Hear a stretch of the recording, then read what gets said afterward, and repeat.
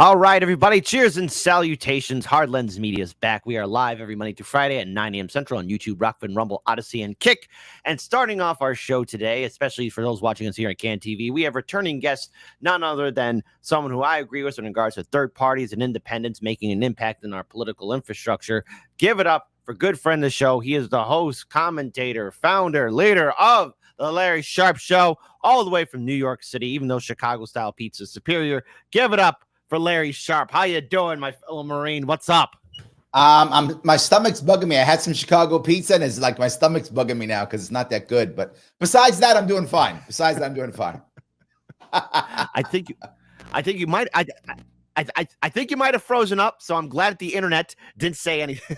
Didn't happen there. So there you go. We didn't hear any jokes. So I think it's on your end now where there's some internet trouble. So great. You didn't say no one heard anything about any disrespect towards Chicago-style pizza, but give it up for Larry Sharpe, folks.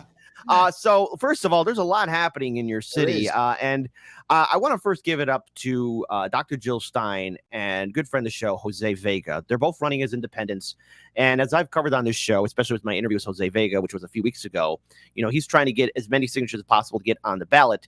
And as I've covered at least a week ago, Dr. Jill Stein needs about 90,000 signatures to get on the ballot in New York State. Now, you have also talked to me behind the scenes too about actually need 90. Well, how much does she really need then? I want to be clear on that. Legally, she needs 45,000. People try to get 90 to make sure that those are valid signatures. I want to make sure that part is clear. Okay. By the law, she needs 45,000. But the problem is people don't know a lot of times the signatures are not valid, right? If a person isn't a New York State resident and they'll sign because they're a tourist, that's not a real, that doesn't count as real, and that'll get thrown out. If a person is not registered to vote, that will also not count. If you have some petitioners who are liars and just put their buddy's name in, that kind of stuff happens. So you have to get more to make sure you get the 45,000 that are real signatures, if that makes any sense. So that's why people often shoot for double. Right. In reality, if she gets 65,000 or more, she'll probably be okay. 70,000, she'll be okay. Okay, I understand. Well, all right. Well, then thank you for that clarification. But it still seems like a monumental task. And as we spoke behind the scenes too, even the Libertarian Party seems to be struggling to get on the New York State ballot. So why is it so difficult for third parties and independents to really get on the ballot in New York State when it should, in theory, it should be welcoming, especially in a republic where, our democratic values should be number one priority. But in New York State, it's something different. Now, I thought Illinois had some harsh laws. Why is that? What's happening? Is this recent or is this still ongoing from previous administrations who want to hinder third parties? Yes. And the reality of it is what most people, if you ask the average American, do you think it's a good idea for two private companies to run our election system? Most people would say that's a terrible idea. Why would I want two private companies running our election system? Well, so we have right now. The Democratic Party, Republican Party are two private companies. And again, I'm not making this up. The Supreme Court has said so. When Bernie Sanders got pissed off and said a Democrat screwed him over and he sued, the Supreme Court said, no, these guys are private organizations. They have no obligation to give you a free or fair election, not required whatsoever. And as a libertarian, conceptually, I agree with that concept, but in practice, they run the elections. So no, I don't agree with that concept, right? If they really were two totally independent and we didn't pay for their primaries, which we do, and we didn't actually pay for all their other stuff, which we do, they don't decide who goes on the ballot, which they do. If none of that happened, I'd be like, Supreme Court, I'm with you. It's totally separate. It's not. So to your point, they control everything and they're trying themselves to actually control the ballot. Now then going forward, why is it then that at least when we were talking earlier, apparently the Libertarian Party is also being hit with a roadblock by New York State? What exactly challenges are preventing? Because in comparison to other third party candidates such as the Green Party or even RFK Jr.'s campaign, Dr. Cornel West's campaign, the Libertarian Party has gotten on, the last time we spoke, 48 ballots. Yep. And that's an incredible feat to be done by any third party. And I wish that for all the independent candidates. But New York State is that one pebble in the shoe. Why is that? What challenges have the Libertarian Party been facing off against? I got to tell you what's very difficult is Libertarian Party doesn't win elections very well. However, boy, do we get on the ballot. That's one thing we are really good at, right? We are the best when it comes to getting on the ballot. Not even close. The other parties haven't come close to being as good as we are as getting on the ballot. But New York State decided to fix that. And what they'll say and what actually happened. What they will say in New York State is Governor Cuomo was mad at the Green Party. I'm sorry, at the Working Families Party, and he tried to destroy them. And so he made rules to stop them. Well, somehow those two parties are still around. The Conservative Party and the Working Families Party are still around in New York State because they're puppet parties. The Working Families Party does whatever Democratic Party says in New York State. I don't know about outside of the state. In the state, that's true. And the Green Party does. I'm sorry, the Green. I keep saying Greens. And the Conservative Party does whatever the Republican Party says in my state. That's how it's been. So they're not worried about it. Who have fought them? The Green Party and Libertarians. The Green Party actually fights Democrats in my state. The Libertarian Party fights everybody in my state.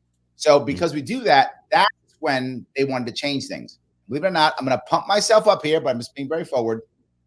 What happened in 2018 is I got ballot access for the Libertarian Party for the first time ever. Not just that, we only had 15 county affiliates out of 62 counties. When I was done, we had 30.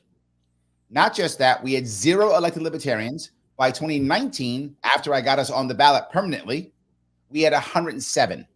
They were all local, but we made a move. They saw an actual grassroots movement, and right after that, they shut it all down. So my argument is they saw an actual competition happening within the state, and they shut it all down. And they literally tripled the amount. They went from 15,000 signatures, which was already tough, but the Greens Libertarians would get it, which we struggled, but we would get it. Every time we'd get that. They went to 45,000. So they tripled it. Now, the problem with tripling it is not only do you triple the amount that you have, now you triple the amount you have to get even more because you have to get more than that number, right? So you don't go from 15 to 45. You go from 25 to 75, right? Because you've got to get so many more signatures because of the bad signatures. So they made it massive. Right. And they then shifted the timing into a time in New York State where we still have snowstorms, and out of a time when we have, like things like county fairs where you can get signatures. So they shifted the timing on top of it, so they made it timing harder. Now, if you're saying, Larry, is 45,000 signatures really that bad? It isn't. But if you give me 6 months to get it, yeah. If you say, start in November, and if 45,000 New Yorkers say yes, by the time May comes, that's fair. That's 6 months. Let's do that. They don't. They give you only 6 weeks within a certain time where there's still snowstorms and there's no county fairs.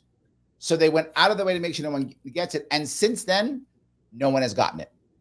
And it looks like, and I went to court. I sued. I was in court, and I literally told the judges, I said, you are creating an aristocracy. Hold on, Larry. You might have to start over. Sorry, Larry. I don't mean to cut you off here, but you're gonna have to say that again because you did freeze up. I'm very sorry. Which part did I freeze? What's the last thing you remember? Where we said you took them to court.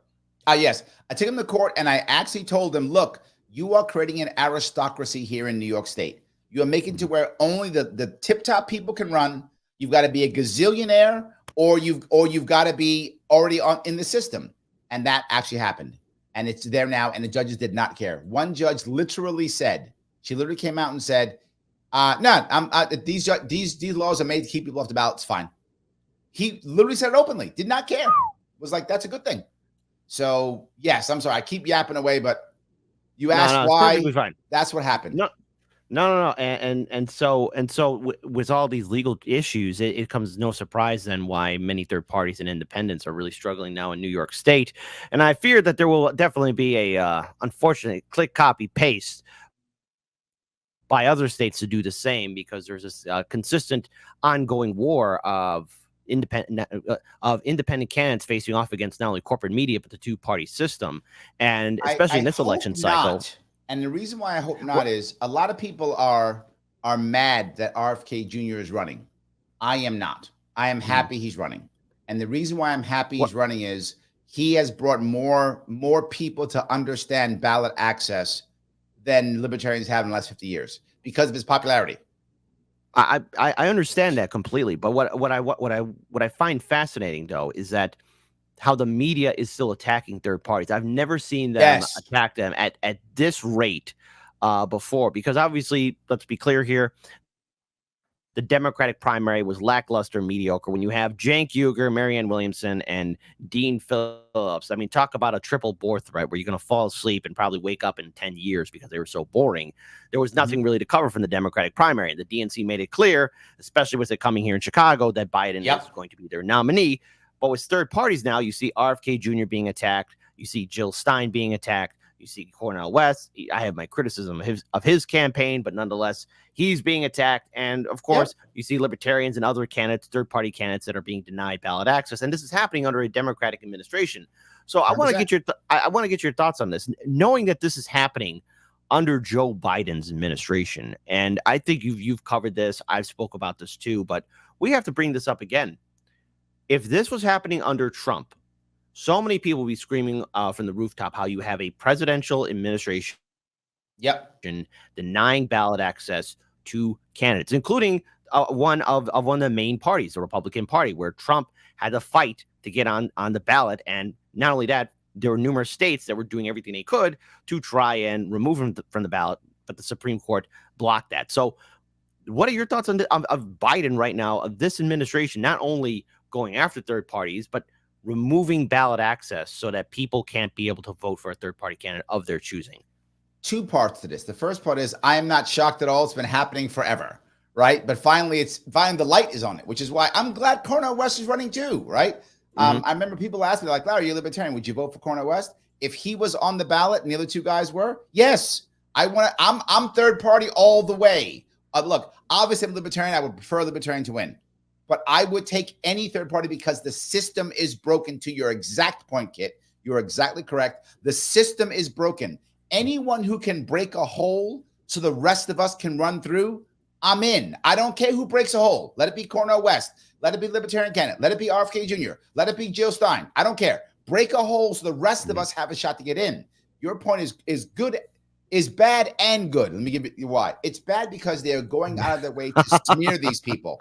They're smearing them. However, what third parties, and you know this, your audience may or may not know this, what third-party candidates fight for more than anything is legitimacy.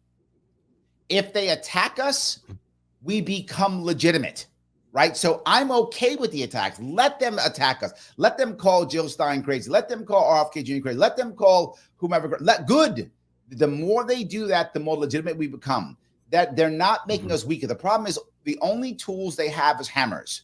So they use those tools. But the reality is it isn't hurting us. It's actually making us better in the long run.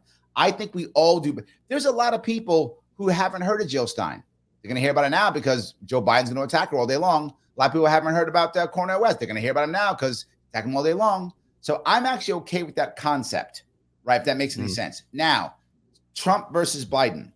I don't think Trump would have been as bad to be forward because Trump's people were much more, and still are, much more rebels than establishment. This fight is actually not left versus right. This fight is establishment versus non-establishment. That's what the fight was.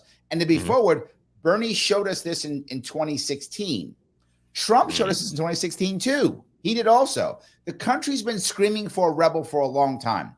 We thought, obviously not true, but we thought that Obama was a rebel. That's why he's a rebel. Yeah, exactly. Hey, the internet's got a long memory, all right? But I know. I'm just saying. I know that you don't mean that, but Obama. No. Hey, look, I'm not saying he is. I fell for the same trick too. I fell for the same trick too. I'm not saying he is a rebel. I'm saying we thought he was a rebel. We fell for that as a country. We did. And we wanted a rebel for a long time. We've been wanting a rebel for a long time. And I think we still do. The problem is that Trump was so much of a rebel that it scared a lot of people into going back to Biden. But now we're like, no, we'll take a rebel again. We're fine. We'll take a rebel again. So I think they kind of want a rebel again. See now to that point, when I look at Trump, I would say that he was able to do things that really kind of upset the establishment. I wouldn't call him a rebel. I mean, he's been probably the most transparent president ever. When you have a sitting president saying, instead of why we're in Syria, instead of saying for freedom, democracy, protecting the people, he said, "Oh, we're just there for the oil." That was the most transparent thing ever said by any president ever. You wouldn't have heard Ronald Reagan, true, or Bush Senior, Bush Jr., Bill Clinton, Obama, and even Biden say that. Trump said that, and that was the most transparent thing ever. It's like, hey, yeah, we're there for the oil. But going back to New York State, though, and seeing how crazy this election cycle is going to be, knowing that Chicago is going to be an epicenter of the DNC establishment. Already, there's a petition in my city of individuals who want to recall Mayor Brandon Johnson, and if they're successful getting those signatures, that'll be the first time ever. They have to do it again, but by 2026, there'll be a midterm election cycle, and that'll be very crazy to see if they can effectively pull that off. But then we also got the DNC convention happening here, and there's activists and organizers that are filing lawsuits against the city. But even right now, I feel like New York City is the pregame show, because already we're seeing massive protests there in your city, and we're seeing a massive crackdown of law enforcement agents going after a lot of these activists and organizers who want. And it's not going to stop, unfortunately, the genocide in Gaza to stop. They want to stop, but we all know, knowing how influential AIPAC and a lot of other pro-Israeli lobby groups are, our politicians will say words but won't do anything. And to quote Bassem Youssef, Israel's going to get away with this, and they're not going to face any repercussions. But yet we are seeing so much of a massive pushback. This is almost like a reverse of what we saw in the last election cycle, where Black Lives Matters protests obviously impacted voters in regards to the Trump administration. But now this is the Biden administration facing off against who are facing off against pro-Palestinian protesters. And now we're seeing so many people become resentful to the Democrats. In your own backyard, what are your thoughts of these protests that are happening here? Because people do need to speak out, people do need to protest, but unfortunately, and Nick from RBN even covered this too, we're seeing Democratic politicians now worm their way in because the crackdowns don't look too good for Biden, and I fear that they're going to get co-opted very soon. But that's just my opinion. I want to get your thoughts on this. I think, as a general rule, this is going to sound horrible. None of this stuff matters. And I know it sounds bad, and then people that don't like when I say that, but I was here. I watched the, I watched the Occupy Wall Street stuff. I watched it get co-opted, right? I watched all of this stuff get co-opted. I think you're completely correct. It will get co-opted because, as I go back, I'm a broken record here, but I'll keep doing it. The system is broken. The system doesn't work for us, right? I know people are joking, saying, "Nah, the system works the way it's supposed to work." Well, yes, but not for us, right? It works well for them, right? Not for us. So the system doesn't work for us. So they're going to go out there and they're going to say what they're going to say. And what's going to happen? In the long run, Democrats will show up. They will act like they care in some way. They'll put a paint job of caring on something, and they'll act like it does matter, and nothing will change. The worry that I have is you can see how they're going to start smearing the actual people who are stepping up. The goal is to make the people who are stepping up either look stupid or become broken and never do it again. That's the actual goal, right? And sadly, it may happen. You may find people who are out there thinking it's going to work, then think, "Oh, we've got something." They'll give them. They'll say, "We're gonna tell the Israelis to do this thing that will sound good, whatever is the thing. I don't know what that is. They'll make it up, whatever. The Israelis will do this thing, and they go, 'Oh, great! See, we've won. Now go home.'" And then they'll all go home, and the Israelis will do this thing that will look good in some way, but change nothing. And a year or two from now, you're going to find the same thing. No change, a horrible broken Middle East, no difference. And I just want to pull up this quote here again from Nick from RBN. Shout out to Nick. And look, I want to be so wrong about this, because I've been given this direct challenge to uncommitted voters or people who wrote in Gaza, and even to these protesters, because I just got to get this off my chest. I've been saying this so many times on the show, but we started Hard Lens Media way back in 2017, Larry. You know, myself and my colleague Daniel Upker, we would cover the protests, people protesting Trump. They'd always start off downtown Chicago, somewhere in this Loop area or by City Hall, and then march to Trump Tower. Eventually, it really got boring, and they showed their hypocrisy when I one time just stepped out of line, and I saw them get sheep herded into this cage area. Again, right across the river. And I've been saying this but the purpose of me bringing this up is I've been saying this to the protesters. Don't get co-opted. If you want me to take you seriously, you guys, and especially those voting uncommitted, are you going to follow through and not give in to the fear of voting Democrat? And no, that doesn't mean vote Republican, because here's what Nick wrote. I might as well just go ahead and read it. I really wish anti-war protesters would stop letting these genocide enablers near our spaces until they condemn and unendorse genocide Joe Biden.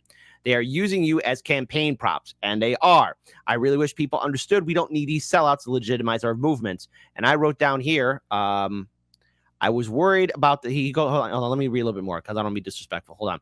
So he said, these pro-war politicians need us, not the other way around. That's why they show up. They should face hostility for being in the most violent institution in modern history while getting along with the party promoting genocide. They do this while also enabling their other wars, like in Ukraine. Stop falling for celebrity worship and kick these politicians out. Letting these traitors and sellouts in our movement and worshiping them like celebrities delegitimizes your cause. Crazy how people think that it's the exact opposite, to which I wrote under Hardlands Media, I was worried about this and brought this up on the show. Once these politicians are brought into any movement, quickly becomes part of the DNC. And RBN says, of course, Hardlands was the perfect take.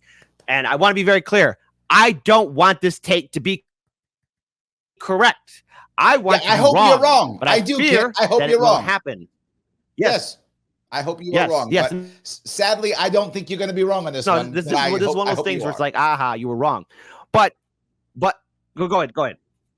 No, the point I think he's absolutely correct. That brings in a great question then, because I'm sorry. Go ahead. No. Go ahead. I want you to have your thought. Go ahead. The piece that I want to say here is they believe that once the leaders show up, now they've won. That's exactly his point. Oh, somebody of stature showed up, therefore our protest has worked.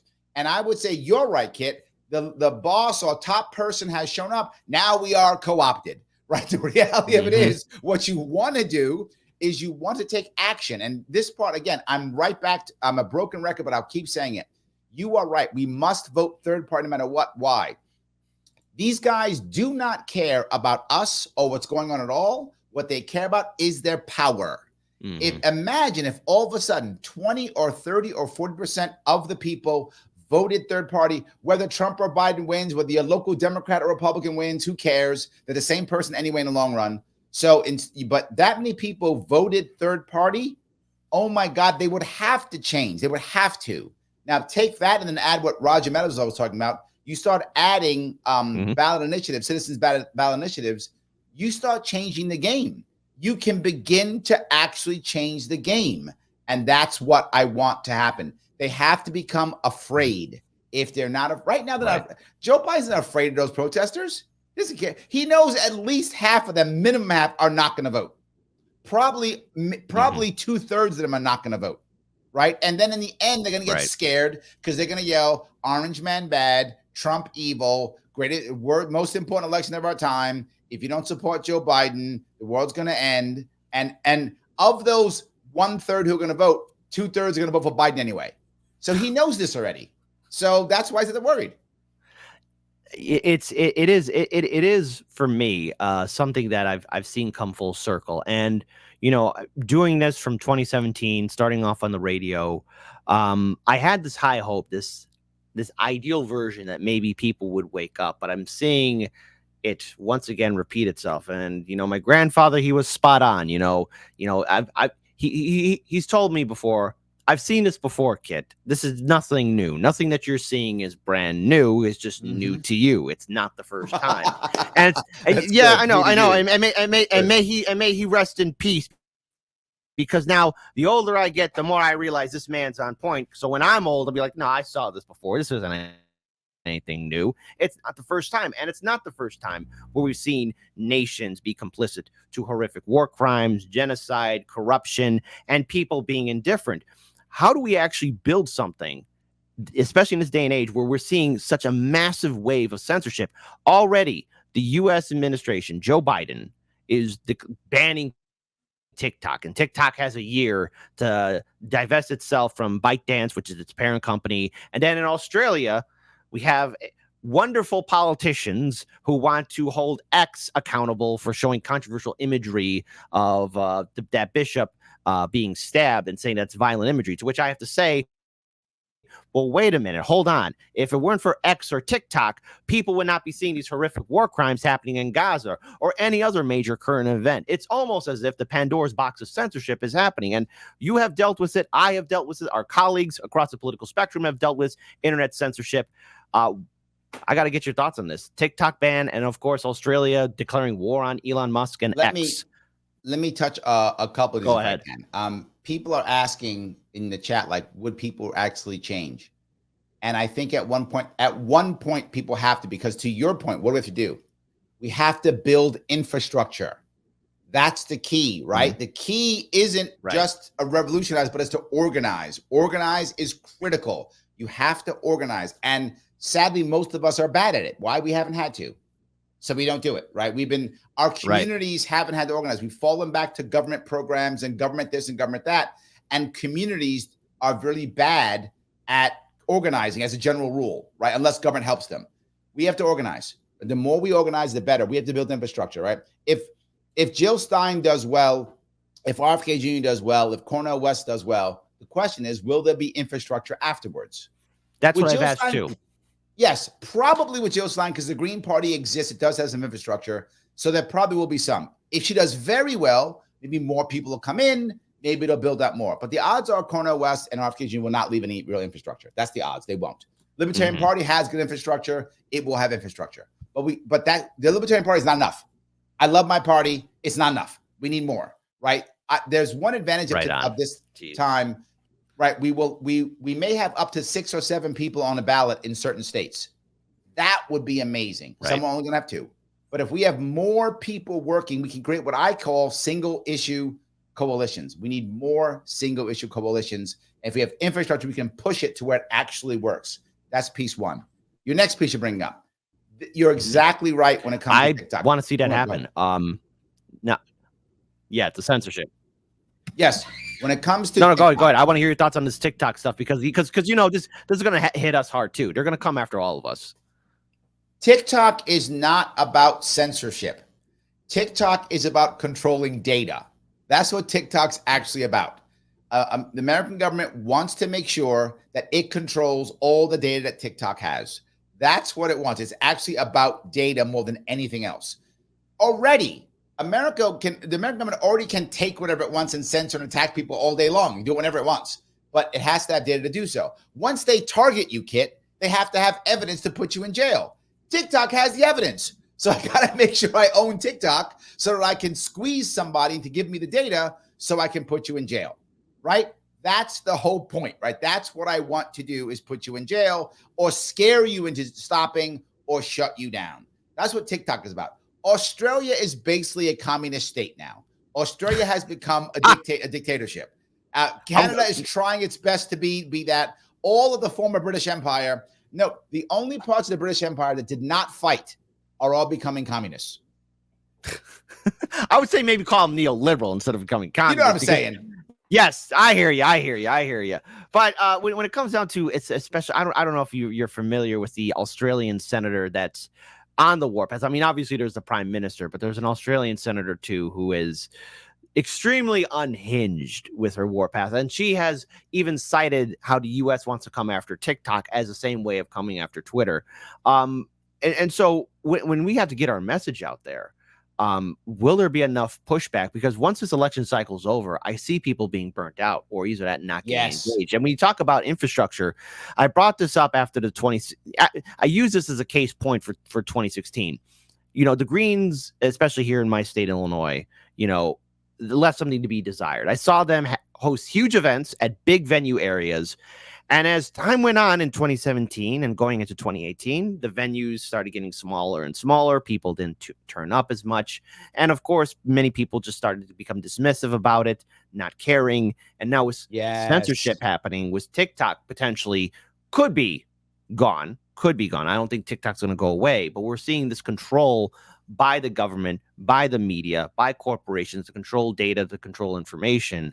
How do people actually even start building something or either that remain in communication, being critical of the system? All the while, if I were to post something now, and I've been getting this now more often, YouTube is saying, oh, you can't post this up here, because recently now, even our colleagues in Do Dissidence and in RBN, their live streams now, the comment section has been removed, or either that the video has been limited or has been taken down. When I did a live stream of Iran attacking Israel, YouTube took it down because it said I was posting misinformation. Yes. I think the answer is going to wind up becoming, and this will take time, there's going to have to be some other group or organization. Again, it goes back to organizing that will do well, whether that's Rockfin or Rumble, or used to, people thought it was going to be Odyssey or whatever it's going to be, right? There's going to be something else out there that's going to do that. And I think that piece is going to be what's going to eventually save us. I don't know when that's going to happen, but I think it's going to eventually eventually save us. So your chat's getting mad at me by using the word communism. Let me explain what I use when I use the word communism. That the government owns everything. Hold on. Wait. Hold on. The government owns everything. The thesaurus right definition. Here. I've urged everyone. That was my definition. You got to use the thesaurus, man. Yes, I was using communism as the idea that the government owns everything.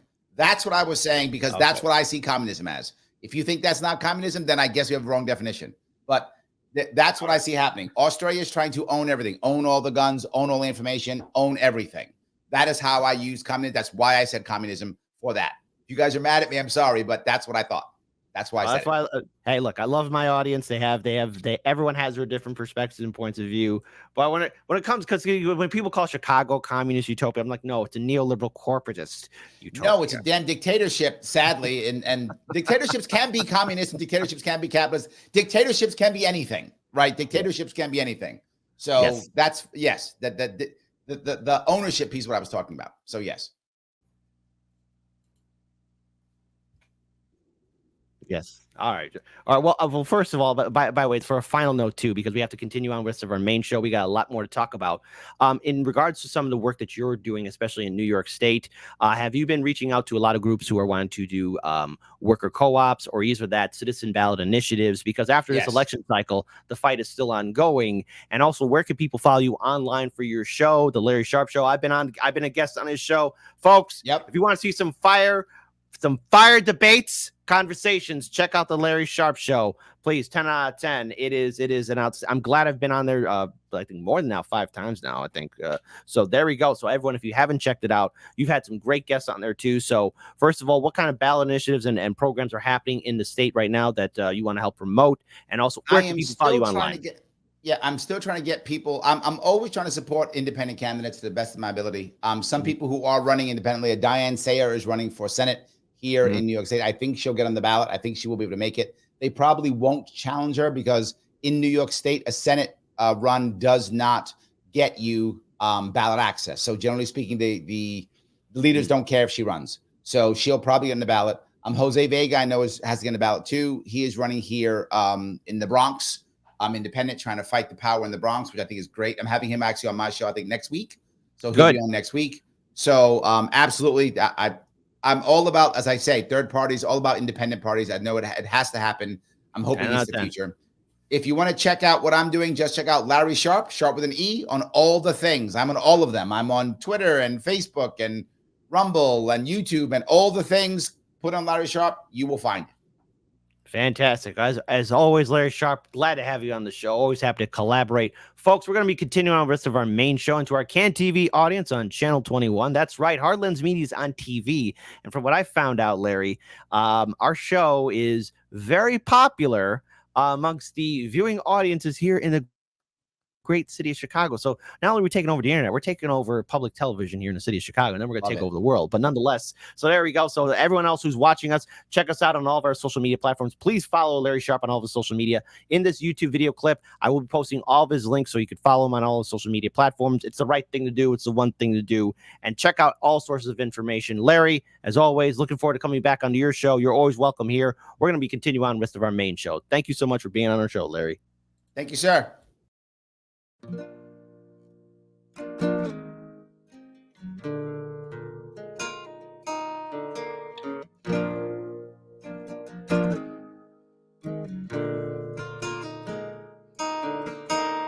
Now what you're following, that side idolatry that's just fake. And all that wallowing that you tolerate, that's not faith. The kings of colony watched autonomy make our graves. The kings of colony know no policy, only rape. Now once you fall asleep, it won't bother you what they say. But the kings of colony, while they slaughter, they still complain. We say, please color me, still too solemnly, still too plain. All hail economy, praise the pharmacy, seas in flames. They're buying up Hawaii, and the smoke's not even cleared. Those vultures smelled the fire and an enterprise appeared. Investment opportunities where melted down communities leave vacant space BlackRock has been lusting for years. The council meets in private and they don't discuss survivors. Concerns among construction groups are all Lahaina hears. They'll wander through your city with this mocking sword of pity next to Oprah and her camera crew who tore the Trail of Tears, where footage flows as freely as the stream of liquid steel and the pools of pure aluminum that trickle down your wheels. And Biden's here to say he knows exactly how it feels, cause he had a kitchen fire once and had to miss a meal. And people still believe that piece of shit deserves your vote, like he's not why supplies are being smuggled in by boat, like he's not why our citizens were forced to stay and roast. And he can't unfreeze your funding, folks, cause Azov needs it most. I'll bet my every dollar Biden watched it with a smile. I'll bet he knows the whereabouts of every missing child. He's just the kind of man who lives to trample something tribal, collecting culture's corpses just to throw them on the pile. Like he and all his buddies didn't dream about the day when those who dared defy the donor class were cleared away, when home insurance triples and you can't afford to stay, and your land falls to the hands of those whose windfall fan the flames. The state will take Lahaina and they'll bastardize its name, and tourism will swarm it all the same. You see, the state we left Lahaina shows the ground rules of the game, the planes that in the night ignite the planes. And if questions raised that reckon the potential use of lasers, I suggest you take a closer shave by way of Occam's razor. And if those civilians stood between this country and its gains, then there's really nothing further to explain. Because you may know this already, if you truly know our past, but it ain't the first occasion and it will not be the last where Americans are kettled in and made to bear the blast, are barricaded in and left for ash. How many in Lahaina now are lying there awake and still can hear the city we left leveled in our wake? They still hear all the people that we let the fire take, instructed from above to stay in place. So look to the horizon, cause a fire comes for you. Desire made incarnate of the power-hungry few who instructed the police to not let anybody through, to barricade them in, and so they do.